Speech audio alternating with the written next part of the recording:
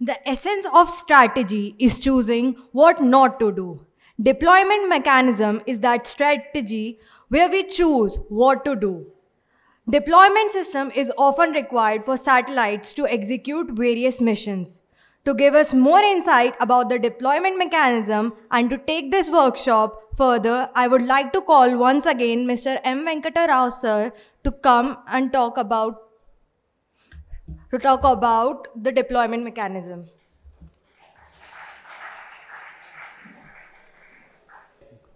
Good afternoon again. Uh, Actually, one of my colleagues who is supposed to present could not come, so I'll just explain regarding this launch vehicle interfaces and deployment mechanisms. You see the of launch vehicles today. Okay, we have so many types of launch vehicles, okay, all over the world, and they of course they charge for every launch. They charge the launch cost per kilogram of satellite mass is also given. So today, if you see, but for the Falcon 9, okay, now taken over by SpaceX, okay, Elon Musk, they have not yet totally commercialized now till now. So PSLV, our own PSLV, is the cheapest launch vehicle. They charge about $3,947 okay, per kg. So that's why you will see more and more satellite people know all over the world. They will come under the reliability because PSLV so many launches are already launched. The reliability is much better today. So there is a good demand. And if you see the launch sites from where the rockets are launched all over the globe, okay, this gives an overall idea of the various launch sites. Okay. If you see, most of them, they are located very nearer to coast, okay, the sea coast, and if they are nearer to the equator, okay, most of these launch vehicle sites, that gives an advantage particularly for the communication satellites, okay, where the satellites will be inserted into the geostationary orbit, equatorial plane. So there is not much inclination correction is not required. They can directly inject into the equatorial orbit. Today, if you see the so-called spacefaring nations, okay, these are all the nations who have their own launch vehicles or they have a consortium making launch vehicles. Okay, like USA, China, France, Japan, UK of course is a part of European Space Agency, and India, Israel, Ukraine, and Russia. See, for a launch vehicle, how do you select it? Okay, a satellite manufacturer, satellite maker, how he will select a launch vehicle? What are the criteria he has to consider for selection? One is, of course, over and above technical reasons. The other reasons are commercial, how much it will cost. If my satellite I have to launch, okay, which is the cheapest launch vehicle, I will see. And then there will be a sort of geopolitical reasons. Okay, you may like to go with for example, many countries they don't launch from China, okay, because of various reasons. So geopolitical reasons and international relations, their international relations. And coming to the technical part, what is the mission definition? Okay, what exactly which orbit you have to launch? What is the definition? What is the trajectory? Then mechanical interface, as just now explained by Mr. Kannan. Once you put the satellite on the rocket, okay, on the launch vehicle, and launch, it will undergo a lot of vibrations, etc. So there will be a launch environment is there. So that you have to define well in advance. Then electrical interface, flight environment, same thing. What are the launch? During launch, actually stage separations, okay, the accelerations, etc. will affect the satellite. Then launch complex operations actually. See, before you, okay, once you finalize the launcher, on which you want to launch, including PSLV, for example, you have to sign a contract. You cannot just like that go 1 month before launch and say, please launch our satellite. Okay, it needs a lot of well in advance actions. Like for example, one has to sign a launch contract with the launch vehicle. You have to sign a contract which contains mission details. You have to specify, this is my orbit I want to launch. Okay, this is the time, local time, all those mission parameters you have to define. Space satellite, your satellite details you have to tell, interface details, then launch base operations. Okay, that is mutually to be agreed. Suppose if I take my satellite to launch base, before putting on the rocket, okay, you do some testing, some, okay, may not be applicable for nano satellites, but other satellites, micro and bigger satellites, we have to load the fuel, okay, into the satellite. So that type of launch based operations have to be addressed. Then other requirements, okay, like logistics, etc., you have to define. Of course, as I explained earlier, whether it is commercial, okay, or you have some collaboration. Okay, I launch your satellite, you give the data to us. That type of collaborative approaches may be there. Then, of course, price, payment terms, etc., etc.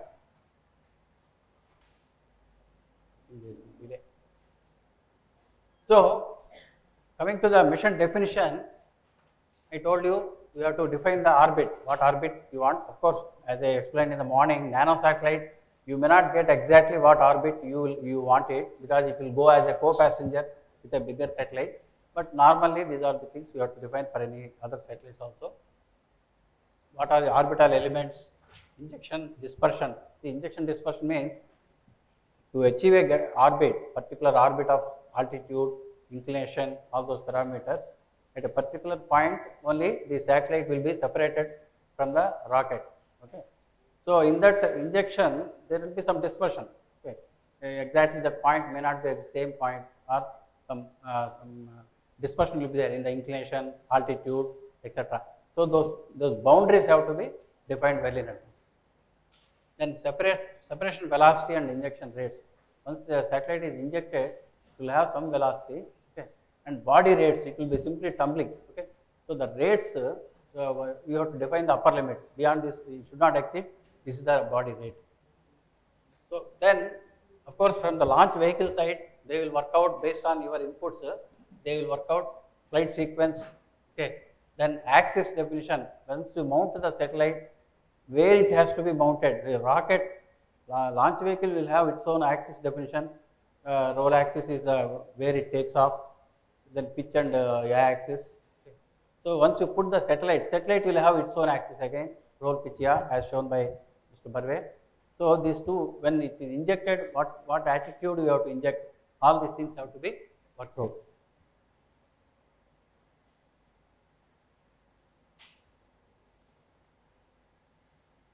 So for example, a typical orbital parameters will look like this. Okay,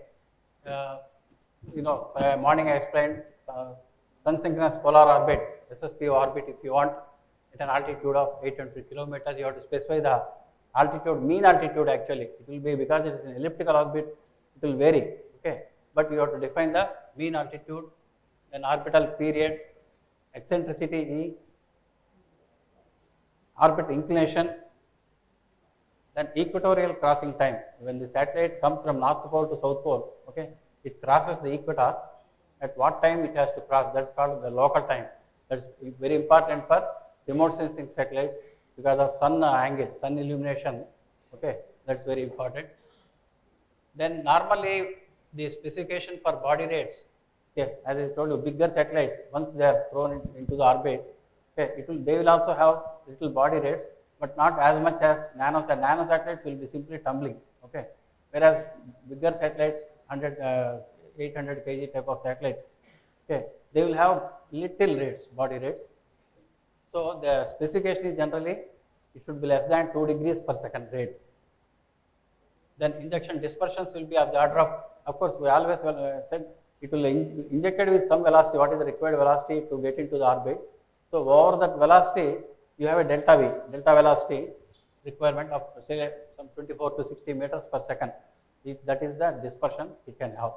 Your required velocity plus or minus this.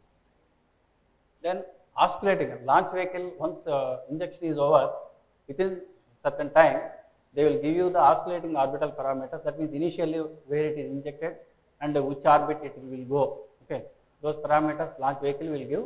From that, the orbital mechanics experts, they will compute the actual orbit. See the basic interfaces of between satellite and rocket. Okay, what are all the interfaces? Separation system and separation system constraints. How you mount the PSLV satellite, nano satellite or a bigger satellite? How do you mount it on the launch vehicle? What is the system? Okay, how it will separate out? Payload fairing volume. Okay, there is a heat shield. Okay. So once the satellite is put on the rocket, normally on the top fourth stage, the satellite will be mounted. So once they bring the heat shield and start closing, there should not be some element like one antenna is projecting and that will touch the heat shield. Okay. That type of thing should not be there.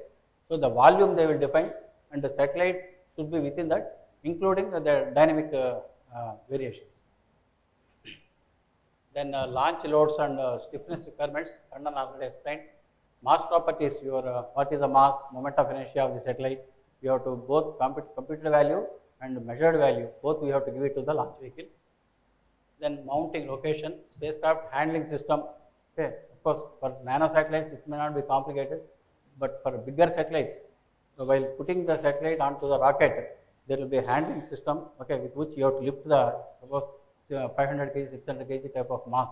You have to lift with a crane. What is the specification? All those things you have to give it to them. Then umbilical connector details. See, again, this may not be applicable for nano satellites. Nano satellites are not connected to the rocket electrically. Okay, they are mounted only. Whereas bigger satellites, the satellite is on when during the launch, the satellite is actually powered on. So there will be a umbilical connector will be there through which signals will be there. Once the rocket goes, once it injects, the umbilical connector will come out. Okay, and one of course that is what we call snap. Okay, with the snap, so many incidents happen in the bigger satellites like solar panel deployment. So many events will happen. For that, to trigger that, they get a snap signal with this separation of the umbilical. Then RF transmission. This is another thing. Again, I am telling you, nano satellites will be in power off condition during launch. Once you put the satellite on the PSLV, okay, it is not powered on. Whatever testing you want to do, you should have tested in the, there is one, I will come later, some laboratory will be there in the launch base, where you test your nano satellite power on, everything is fine, take it and just mount it on the PSLV, then that's all, there is no powering, etc. So, whereas in bigger satellites, as I said, the satellite is on, so the transmitter is RF transmitter is on, so how it is known, what is the interface, etc., they will define. Then thermal load, etc., already explained. Sign convention is very important. Again, what is your positive roll axis, positive, negative, okay, that type of convention with understanding with launch vehicle without any ambiguity. Otherwise, instead of looking at Earth, it will look somewhere else. So, coming to the separation system, there are basically three types of systems: clamp band release, discrete point release, and spring set separation systems. So, for ISRO launch vehicles, mainly for PSLV, okay, the nano satellites, etc., they are launched by PSLV only. It has got a 1194V clamp band system. I will explain what is clamp band system actually. This is mostly used for GSAT satellites, bigger diameter. 937 clamp is for remote sensing satellites or a series of IRS satellites, etc. The multi-launch adapter system, okay, that is also used for multiple launches. Then IBL 230, 298, okay, that is there is a ball lock mechanism, okay, ISRO ball lock mechanism with a 230 mm or 298 mm diameter. So, if you are putting this, your satellite will also have 230 mm diameter ring, and that ring will sit on rocket 230 mm diameter ring, okay, and then it will be separate. Similarly, wedge lock, ISRO wedge lock system. Then This for nano satellites, CubeSats, etc. The standard is that XPOD, that is experimental payload orbit deployer. Okay, that is the expansion. Basically, I will explain. See, this is what exactly used for our CubeSats or equivalent of CubeSat, whatever 1U. 1U means 1 unit, 2 unit, 3 unit combinations. Okay, basically looks like a box. Okay, on the top where there is a spring inside. You can see there is a spring inside. So you push that nano satellite into the box. Okay, and then there will be a door. Close the door.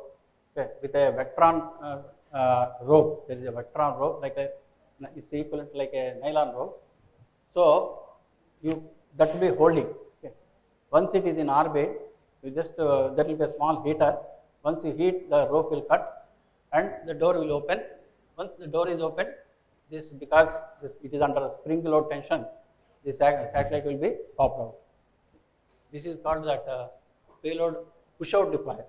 Push-out deployer, experimental push-out deployer. If you want a multiple, like quad, okay, quad pack, 4 satellites can be put in a one box. Okay. Similarly, 4 can be deployed one after the other. So same thing is explained here. Okay, basically it's like a jack in the box container. So some of the toys you must have seen. Just you open, some doll or something will pop up. No, that type of mechanism. Of the XPOD, it can be extended up to 6 unit configuration. See, this is type of interfaces, various interfaces. As I showed you that IBL, okay, ball lock mechanism will have 2 rings, one attached to the satellite and other to the launch vehicle bottom. Okay, so at these points there are springs actually where you can see those. What is equivalent of here? It is there. Okay, when it is under compression. Okay, once you have to inject, there will be a mechanism. Okay, pyro type of mechanism. Once that is fired, then it will immediately, because it is under tension, springs are compressed and once you cut it, immediately it will release and satellite will be released. Okay, that is called a ball lock. You can see that actually there is a interface, ball lock interface is there.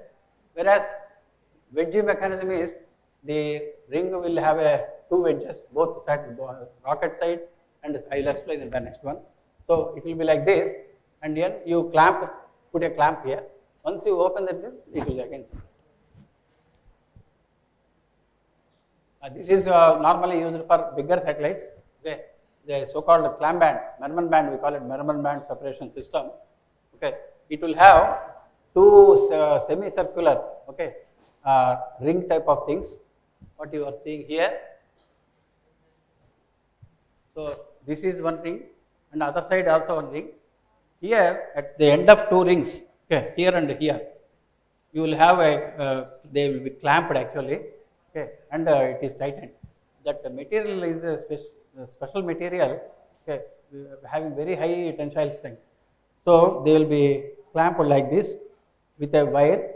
Then at the time of separation, that 3 mm wire, steel wire rope will be there. Okay, that will be cut with a pyro cutter. Okay, the pyro cutter is like one anvil and a cutter will be there. The wire will be going in between. Okay, once you pass a high current, it will have detonators. Okay, in both sides detonator will be there. They will come, they will come, and the wire will be cut. Once it is cut, it will open out. Okay, both sides it will open out, and because it is under, there will be below canister springs will be there. Okay, again that springs will give, that spring load will decide what is the injection velocity, what injection velocity you want. That they will calculate what is the spring load. Okay, that much spring load they will. Yeah, here you can see, for example, this is the typical ball lock mechanism, IBL 230 interface with one of the microsats. It's not nanosat, it's a microsat. So these are all the types of satellites mounting. Interface wise, they mostly they are mounted depending on the size of the satellite. They are mounted either on the adapter, payload adapter we call it actually. It's a conical shape of adapter, on which the bigger satellite will be mounted, and on the periphery small satellites like that, okay, can be mounted. And the nano satellites normally they mount the PSLV fourth stage. Okay, there is a equipment bay is there. All the rocket electronics packages will be there inside, and all around that there will be gap. So the small satellites they will mount on that PS4 equipment bay stage. Of course, coming to the flight environment, Mr. Kannan already explained.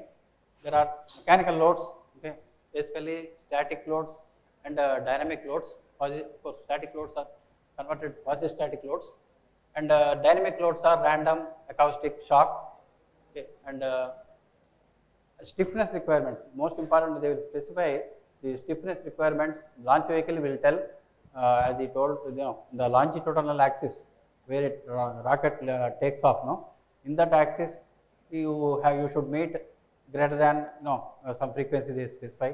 For bigger satellites, maybe around 35-40 hertz. For nano satellites, much same. Okay. So and similarly lateral frequency, that is in the opposite direction, to perpendicular direction to the velocity direction.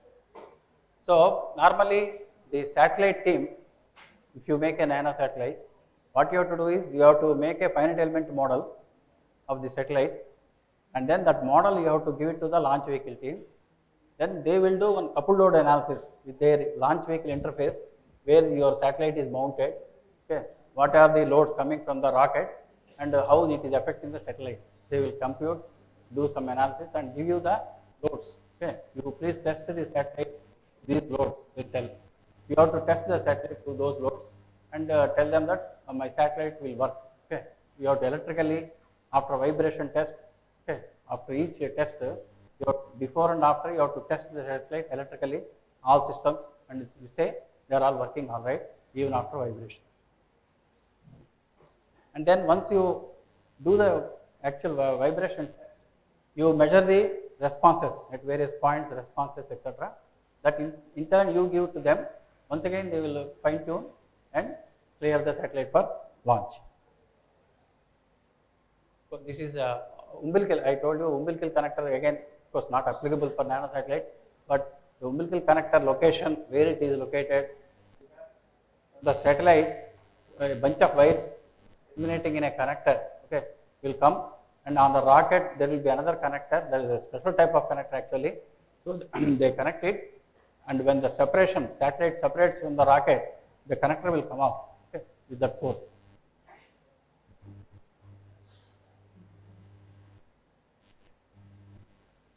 This is of course electrical definitions for that umbilical connector. What is the wire? What is the pin number? Because it has to match with the corresponding rocket signals. So there has to be a matching of the connector pins. Coming to the mounting orientation, where you want to mount the satellite on the rocket, the parameters are take care of FOV constraints of sensors to avoid any interface mismatch. Okay, while mounting, you should not touch other satellite or some rocket, some package, something. Your satellite should not go and touch that fellow. Okay, that type of you have to study carefully. They will also study, and normally they will give some so-called stay out areas. Okay, on the rocket, they will say they mark it, this area, no package should come in this area, like that. Stay out areas. You also, when you design, you have to take care that nothing will go into the, nothing will obstruct the systems. Of course, satellite will be mounted on equipment bay, above payload adapter, above dual launch adapter. There are cases where two satellites can be mounted. There is an adapter called dual launch adapter, okay, where one on the top and one on the bottom, that can be mounted, and inside DLA and on the payload adapter. Of course, this is the payload fairing. Okay, you can see, for example, in this case, there is a satellite mounted on the payload adapter, a small satellite. Okay, so when the other side, this is half of the heat shield, other half will come from this side. Okay, so nothing should obstruct, no antenna elements or anything. should obstruct.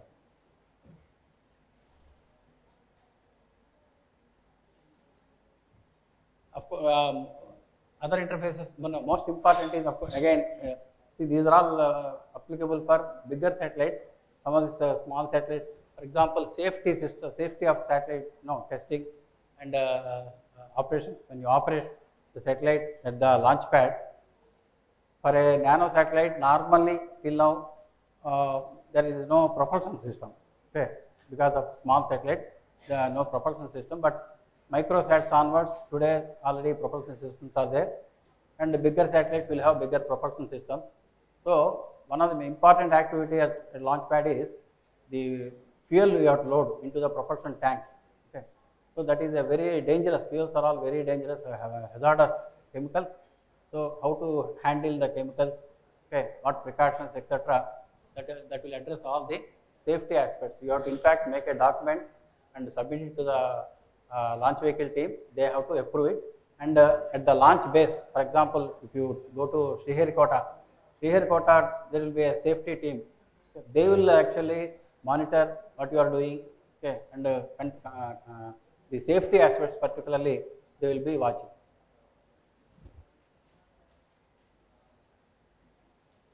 Of course, RF transmission, thermal load, non-flight elements. Basically, some of the sensors, optical cameras, etc. All avoid any dust to go and sit on the optical surfaces. We will put some caps, okay, like our camera cover we put, like that. Some caps will be there. So all those things have to be removed before going to the launch vehicle. Put it on the rocket. Okay, you should have a checklist. These are all to be removed. So you have to tick it, check it, remove it, and tick it. And data exchange, of course, whatever. What are the data exchanges? What you have to give the documents to launch vehicle team. What launch vehicle team will give to you. That has to be clearly. What documents have to be exchanged. That has to be clearly defined, including contract, launch vehicle to spacecraft. Okay. Combined documents, etc. If you see, this is a typical scene of Sriharikota, okay, where right now there are two launch pads. Okay, this is the second launch pad, what you are seeing closer, and slightly away the first launch pad. Okay. First launch pad was built long time back. That was the older one. Second launch pad has come in 2005, comparatively recently. The basic difference between the first launch pad and second launch pad is, in the first launch pad, there will be an umbilical tower, okay, and you will be doing all the operations. Basically, there's a steel structure will be there where the rocket is assembled stage by stage, and at the top stage will assemble the satellite. Okay. So, but that will be enclosed three sides with a tower. So, just before launch, means few hours before launch, that whole tower will move. This satellite rocket will be standing there only. Okay. That is the configuration of first launch pad. Whereas in the second launch pad, there is an assembly, vehicle assembly where web will be there. This one, okay, where inside you do the all assembly. Basically, GSLV launches are done from second launch pad only. Whereas IRS LEO orbits, okay. LEO orbit satellites can be launched either from first launch pad or second launch pad. GSLV cannot be launched from first launch. So here the whole assembly is done of the rocket. Then rocket alone moves, okay, on a big platform. The rocket moves along that line, big line you can see. At the end, second launch pad you can see, okay, at that end. From there, actually the liftoff will take place. See, what are the spacecraft operations, launch base operations? Once you take the satellite to Sriharikota, okay, you, as I told you, you have different facilities. First of all, at the Sriharikota there are facilities. Of course, this is not applicable. I mean, not only any launch. If you go, for example, area launch or anywhere, these are all the basic facilities. That is SP1, satellite preparation 1, normally they call it, where there will be a big clean room will be there. You take the satellite with all the checkout equipments, ground checkout equipments, computers, okay, powering, all equipments you have to carry. you power the satellite, your nano satellite, test it thoroughly. Okay. So after transportation from your place to Sriharikota launch base, there is no problem. Okay, satellite is working. Then SP2 is again, I told you, the propellant filling may not be applicable for nano satellite. Okay, so normally you take the satellite from SP1 directly to SP3. SP3 is actual rocket. This is SP1 facility. Okay. So the sequence of tests, what tests you do on a satellite, end-to-end test, alignment, sensor alignments. Okay. Of course, that will come in detail.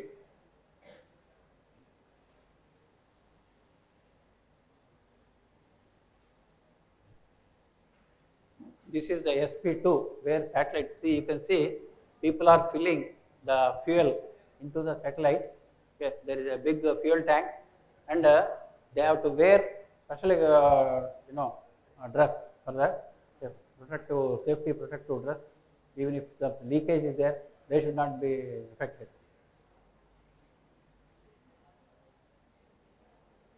Yeah. This is the first launch pad, okay, umbilical tower, and so this is the within the heat shield, the satellite is integrated. See here, you can see the PSLV is standing there with the umbilical tower and the mobile service tower MST. Okay, MST is moving back. Earlier it was within that. Now the MST blue color, that will come back, and PSLV will lift off from it.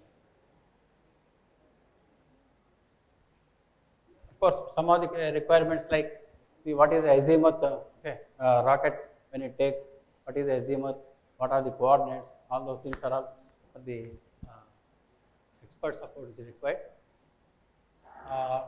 Data link requirements between test facilities. See, again, when rocket has once it is integrated on the rocket, okay, satellite, we do the testing of the satellite even at that level also.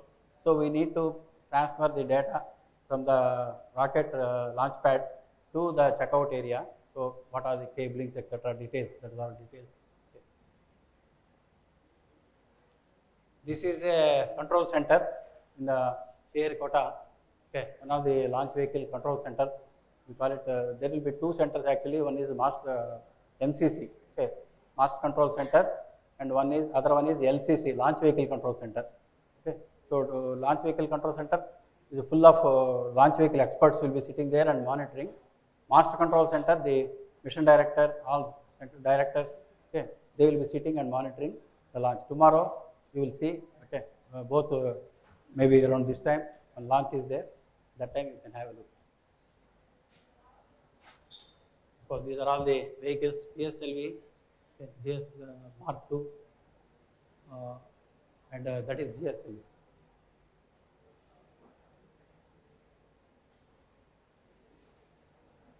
These are all the, again, what are the specifications? For example, what is the capability of the PSLV today? You know, PSLV, it has got different configurations. See, depending on the satellite, what I call payload, what is the payload it has to launch? Okay, they will decide whether it can be a core alone. Okay, simple core alone rocket. There won't be strap-on boosters on that. Okay, that is one configuration. Then PSLV standard and PSLV XL. Okay, 6 strap-ons or 4 strap-ons. That type of whatever is the configuration, launch vehicle team will decide based on the requirements of the mass. What is the mass they have to lift and what is the orbit they have to put. These are the different adapters. Okay, payload adapter PLA. This is dual launch adapter DLA. Okay, and multi-launch adapter. For example, 3 satellites. These satellites belong to UK disaster monitoring satellites. Okay, 3 satellites are mounted on a single adapter at 120 degrees. Okay, and because the 3 have to be launched in the same orbit. Now I will come to the spacecraft mechanisms. Okay, launch vehicle interface is over. Coming to the spacecraft mechanisms. See, basically, what are the spacecraft mechanisms? There are different types. One is a one-shot operation. Okay. Once the satellite goes into the orbit, for example, solar panels have to be deployed. Okay. As soon as the satellite is separated from the rocket, okay, within few seconds, the panels will be deployed. That for the deployment mechanism, that is a single shot operation. You will not deploy again. Then there are some intermittent operations, okay, like tilting, pointing. In one of our satellites, for example, you want to, there is a camera, okay, the camera has to look, suppose the satellite is going like this is the nadir pointing earth. For a few days, it has to look ahead, okay, when it is going, it has to look ahead, for depending on the sun angle. For a few days, it has to look behind, some 26 degrees ahead or 26 degrees behind, okay. So depending on the time, there is a mechanism to tilt the camera like this or like this, okay. So that is intermittent operations.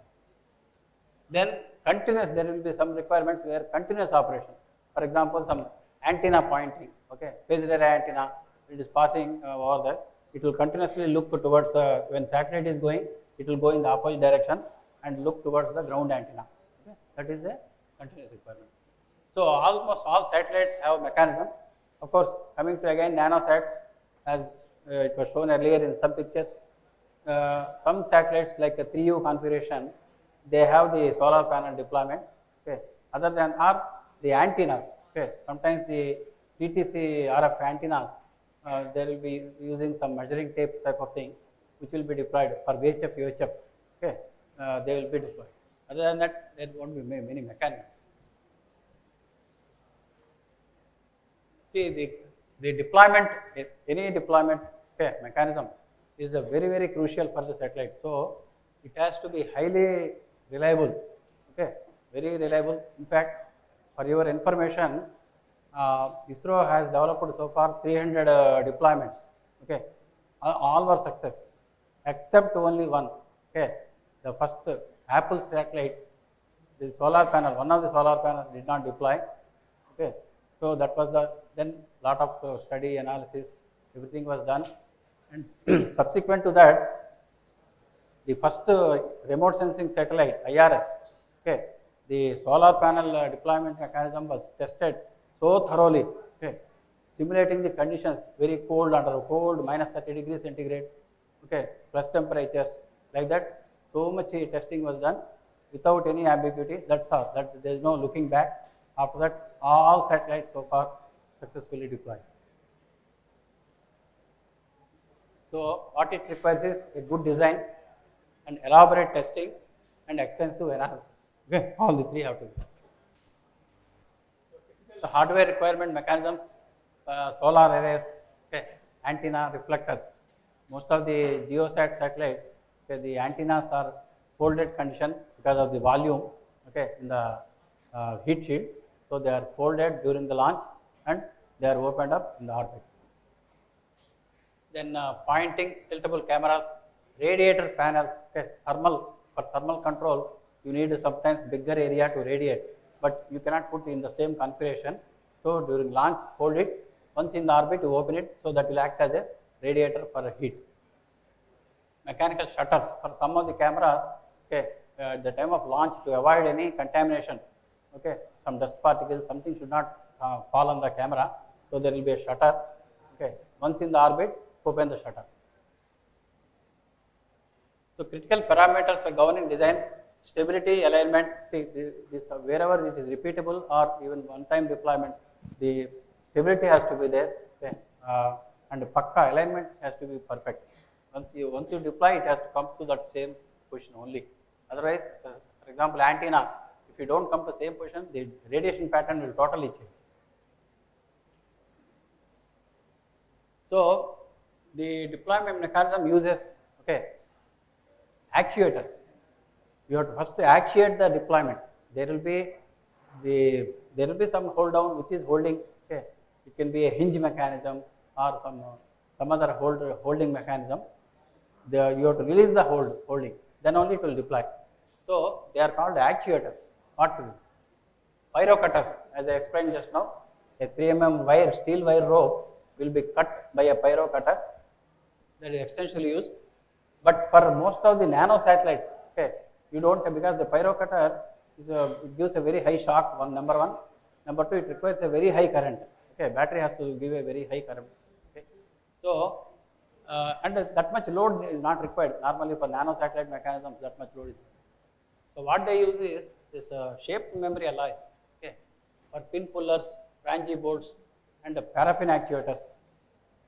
Something you put a, there are different types of special type of paraffin wax. Okay, you melt it, it will expand and push it. Okay, the mechanism will push. That type of actuators. Then fusing heaters. I told you there will be a nylon rope. Okay, around which a heater is wire. Okay. Just you pass a small current, it will cut the wire. That rope, steel rope, that nylon rope. The mechanism will open. Then there are some spring, type of hinge mechanisms, including solar panels.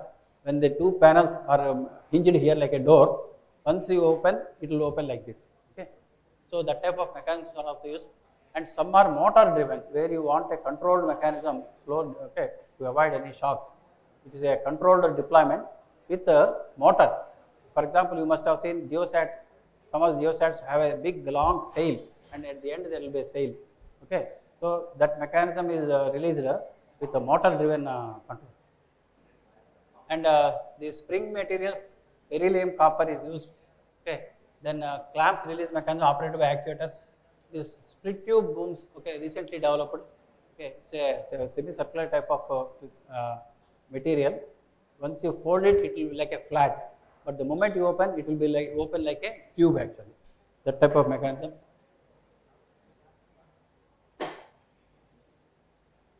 See, you can see now, these are some of the mechanisms used in nanosats. Okay, solar panel deployment. Here, one antenna. Okay, it can be used as a shutter, telescope shutter. Okay, in orbit, it will open, and there is an antenna. It will serve the purpose of both. Okay. This is a 3U satellite, three times of CubeSat, 3U configuration with a solar panel deployment. And in one of the missions, they have used for focusing the camera.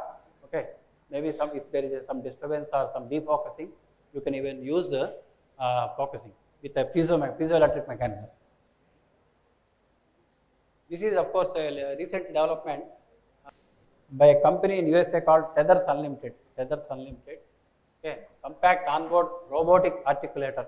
Okay, so it is basically a robotic mechanism to which you can attach a sensor or even a small thruster. Okay, you put a thruster attached, then you suppose you want to fire thruster in 3 different directions. Okay, what you have to do is you have to put 3 thrusters. Instead of that, this will for you thrust in one direction, then this side will turn it like that. Or even a sensor, you want to point a sensor for some time in this direction. After some time, suppose sun comes, turn away from the sun. Okay, like that. So that type of things. In fact, this also you can study as a experiment to demonstrate. This is one of the developed. Of course, now the advantage of 3D printing, additive manufacturing, lot of complex designs like this can be fabricated, easily fabricated. So you may explore the possibilities like that. Some of the nano satellites, okay, flown. This is one of the satellites by Poland. Of course, ISRO has developed one nano satellite, okay, configuration.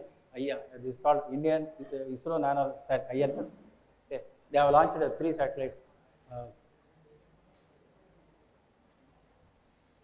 See, the mechanisms once you design, most critical things which can affect, okay, the deployment of some of the parameters which can affect the deployment and fail the deployment are high vacuum, extreme temperatures, radiations, outgassing and recondensation, cold molecular welding of contact. Suppose 2 metals are in contact, okay, because of very low temperatures, this sort of cold welding may take place. Then extreme temperatures, as Mr. Barve explained, okay, once your satellite is in the orbit, you have all around 4 degree Kelvin, okay, very low temperature of cold space, and with the sunlight, very high heat will be generated, so there will be gradients. So that should not severely affect the deployment.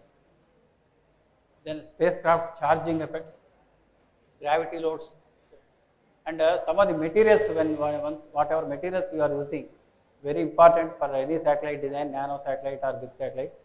There will be a requirement not to use materials, okay, which you give, as you heat it, some gases will come out, okay, and deposit somewhere.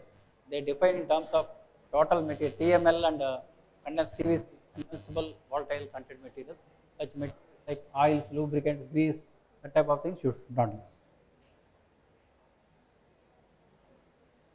See, one more thing very important is, for some of the mechanisms, okay, you have to simulate and test on ground.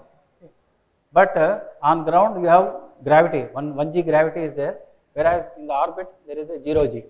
So what we do is, you have to simulate the 0g gravity on ground. For example, when you are deploying solar panels, okay, big solar panels, the solar panels, there will be a horizontal bar at a height. So the panels are hinged to that through ropes and pulleys. Okay. So practically the panel is like a 0g only. So once you fire the pyro, it will open, and like an accordion, it will slowly, panels. While the pulleys will be moving, the panels will open. Okay. So this 0g condition simulation is very important. Then dynamic analysis. I think that's all. Okay.